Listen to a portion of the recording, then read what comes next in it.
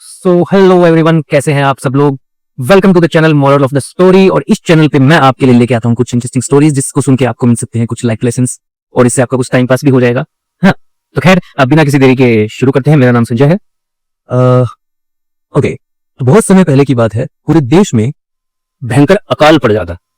पीने को पानी नहीं और खाने को रोटी नहीं। लूट, बलात्कार, चोरी, ये सारी चीजें होने लग जाती है। इंसान तो मर ही रहे होते हैं, पशु पक्षियों की हालत भी ऐसी हो जाती है कि धीरे धीरे धीरे धीरे उनकी तादाद कम होने लग जाती। बहुत बुरे हाल, कहीं दूर दूर तक कोई उम्मीद नहीं, कुछ भी नहीं। उसी दौरान एक पक्षियों का बहुत बड़ा झुंड आसरा ढूंढने और खाना ढूंढने के लिए आकाश में उड़ रहा होता है। बहुत बड़ा झुंड। धीरे धीरे पंछी मरते रहते हैं, झुंड बहुत थोड़ा सा बच जाता है। उस झुंड में एक बहुत ही चालाक और बहुत ही समझदार पक्षी होता है, कौवा। उड़ते उड़ते कौवा एक गांव के ऊपर से गुजर रहा होता है, तो उसे एक किसान का घर दिखाई देता है, जिस पर एक नीम का पेड़, मतलब एक घर दिखाई देता है जिसमें एक नीम का पेड़ होता है। बाकी सब पक्षियों से वो कहता है कि इस किसान के पास चलते हैं और इससे रिक्वेस्ट करते हैं कि भाई हमें कुछ खाने को दे दो, हमें रहने के लिए जगह दे दो। पक्षियों को बात समझ में आती है। उन्होंने कहा ठीक है भाई, ट्राई करने में क्या जाए। सारे पक्षी उस किसान के पास जाते हैं और उसे कहते हैं कि अगर हमें खाना और रहने की जगह नहीं मिली तो हम इस धूप से और भूख से मर जाएंगे। किसान बहुत काइंड, दयालु होता है। वो कहता है ठीक है, कोई बात नहीं, मेरे पास ज्यादा खाने को तो नहीं है, लेकिन मैं कोशिश करूंगा कि तुम लोगों को कुछ ना कुछ तो खाने का दी और आप मेरे इस पेड़ पे रह सकते। सारे पक्षी उस पेड़ पे रहने लग जाते हैं। सैकड़ों पक्षी होते हैं।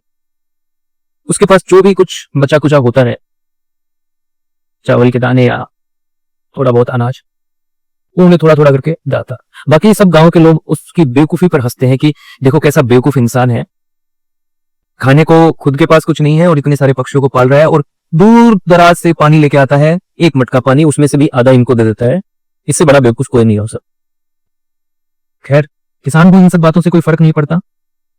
धीरे धीरे पक्षियों को किसान से प्रेम हो जाता है, किसान को पक्षियों से प्रेम हो जाता है। कौवा बहुत ही विद्वान होता है। कौवा एक बार किसान के पेड़ से उड़कर ब्रह्मा के पास चला जाता और ब्रह्मा की बातें सुनता है। ब्रह्मा ये कह रहे होते हैं कि इस बार भी अकाल वैसा ही रहेगा जैसा है, लेकिन पहाड़ों पर बहुत अच्छी बारिश होगी और पहाड़ों पर अच्छी अनाज की पैदावार होगी। कौवे को लगता है यार क्यों नहीं ये बात मैं जाकर किसान को बता दूं। कौवा वापस आता है और किसान को कहता है कि देखो मेरी एक बात मानो, तुम यहां से कुछ बीज लेके पहाड़ों पर चले जाओ, वहां खेती करो, तुम्हें अच्छी फसल मिलेगी। किसान को लगता है ठीक ही है यार, यहां तो वैसे भी कुछ नहीं और वैसे भी कौवे की बात मानने में कोई हर्जा नहीं है। वो अपना थोड़ा सा बीज लेकर निकल पड़ता है। तो गांव के लोग उस पर फिर हंसते हैं कि देखो कैसा बेवकूफ, खाने को कुछ है नहीं, पीने को पानी नहीं और ये सफर पर निकल पड़ा है, मरेगा भी। खैर, किसान पूरी मेहनत के साथ पहाड़ों पर जाकर मेहनत करता है। होता यही है, अच्छी बारिश होती है, अच्छी फसल होती है, बहुत सारा अनाज लेकर गांव में किसान वापस आता है। लोग हैरान परेशान कि ये कैसे पॉसिबल है, इसके पास इतना अनाज, इतना पैसा कैसे आया। कौवा फिर से ब्रह्मा जी के पास जाता है। ब्रह्मा जी कहते हैं कि इस बार फसलों को नुकसान बहुत होगा, क्योंकि कीट और पक्षी और जानवर फसलों को खाएंगे। कौवा वापस किसान के पास आती कि इस बार बारिश होगी, लेकिन कीट पतंगे और जानवर फसलों को खाएंगे, तो आप उसका पहले से इंतजाम कर लीजिए। ठीक है, किसान जैसे जैसे कौवा बताता है वैसे वैसे इंतजाम करता जाता है और अपनी फसल बचा लेता है और पूरे गांव की फसल बर्बाद हो जाती है, तबाह हो जाती है। गांव के लोग भी सोचने में मजबूर हो जाते हैं कि यार आखिर किसान ऐसा करता क्या है जो हर बार फायदा में रहता है।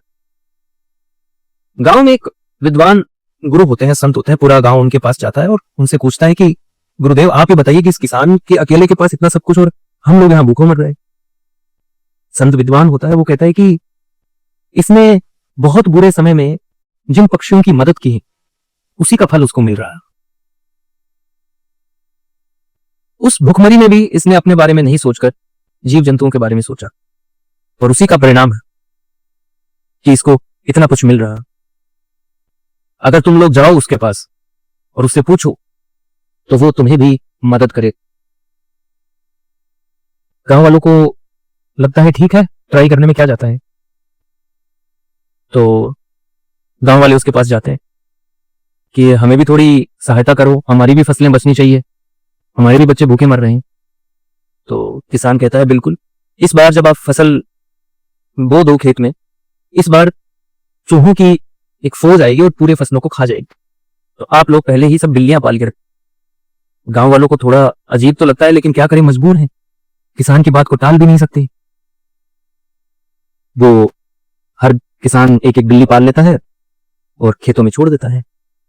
जैसा कि किसान ने कहा, चूहे आते हैं लेकिन बिल्लियों की वजह से फसल बर्बाद नहीं होती और पूरे गांव को एक अच्छी फसल मिल जाती है। तो बेसिकली दोस्तों, स्टोरी का मॉरल बड़ा ही प्यारा है कि जो हम देते हैं उससे बहुत ज्यादा गुना मल्टीपल होकर हमारे पास लौट कर आता। लेकिन अगर हम कुछ करते हैं ये सोचकर कि हमें कुछ मिलेगा, तो कुछ नहीं। एक बहुत बड़ा फैक्टर, जब आप किसी की हेल्प करो, किसी मजबूर को कुछ दो, कोई आपसे मदद मांगने आया, आपने उसकी हेल्प की, बदले में अगर आपने ये सोचा कि मुझे कुछ नहीं चाहिए, ऐसी कोई भावना ही नहीं है, आपका भाव सिर्फ उसकी हेल्प करना है, सिर्फ उसकी मदद करना है, तो डेफिनेटली आपको इसका फल बहुत ज्यादा अच्छा मिलने वाला है, बहुत गुना होके मिलेगा।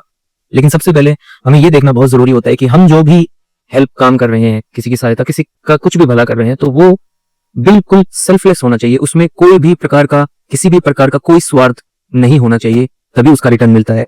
दोस्तों, कहानी कैसी लगी? अगर अच्छी लगी तो कमेंट जरूर करना। मिलते हैं नेक्स्ट वीडियो में, तब तक के लिए tata bye bye and love you, bye.